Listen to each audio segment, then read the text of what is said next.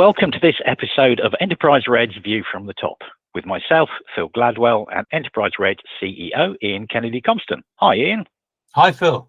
In this episode, we're going to be looking at the impact of cyber attacks and what the real impact is on the organisations who get breached. Ian, it seems that cybersecurity is often seen as a business expenditure without any real return on investment. But in reality, the impact of suffering a breach is likely to be significantly more costly to the business than investing in cybersecurity in the first place.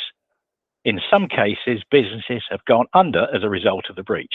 What is the real impact to an organisation if they suffer a breach?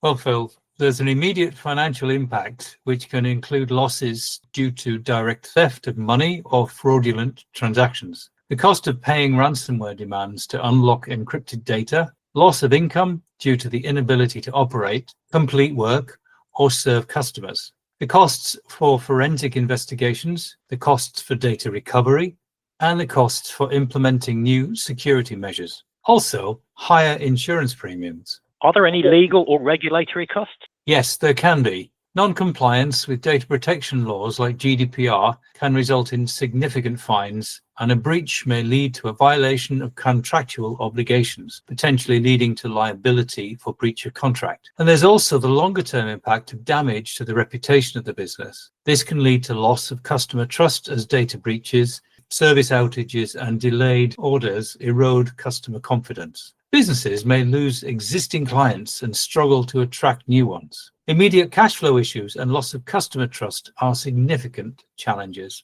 There have been a number of high-profile attacks in the press recently, including Jaguar, Land Rover and Marks and Spencer's. What do we know about those?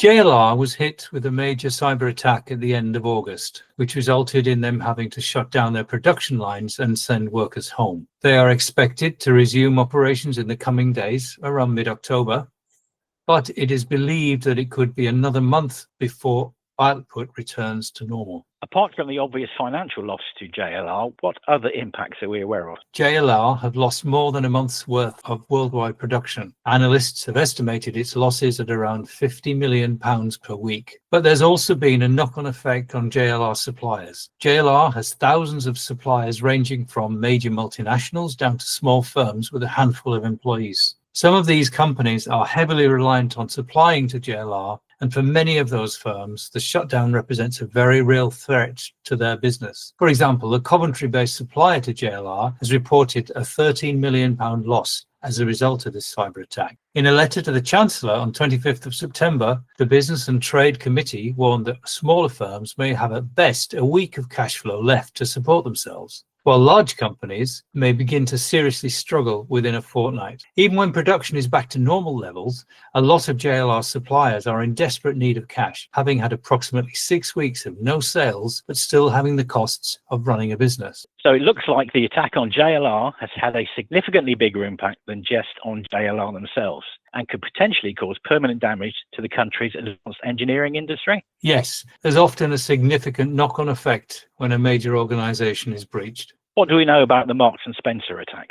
Over the Easter weekend in April, attackers managed to gain access to Marks and Spencer's IT systems via a third-party contractor, infecting the company's networks with ransomware and forcing it to take some of its networks offline. Initially, only Marks and Spencer's contactless payments systems were out of action, and customers were unable to use its click and collect service. However, within days, all online shopping had been halted. With online shopping accounting for approximately a third of their revenue, this attack is estimated to have cost them £300 million and wiped out over £500 million from their stock market valuation. And they were now left with a nightmare scenario: either rebuild all the computer systems from scratch or pay the hackers millions of pounds in ransom to get their data back. Marks and Spencer's refused to say whether they paid the ransom. The retailer later admitted that customer data had been stolen in the attack, potentially including telephone numbers, home addresses, and dates of birth, though not usable payment or card details. And apparently, the hackers claimed to have sent the ransom demand directly to its chief executive using an employee's email account. What about the impact on their suppliers? Customers were unable to order online for nearly a month, affecting M&S's fashion,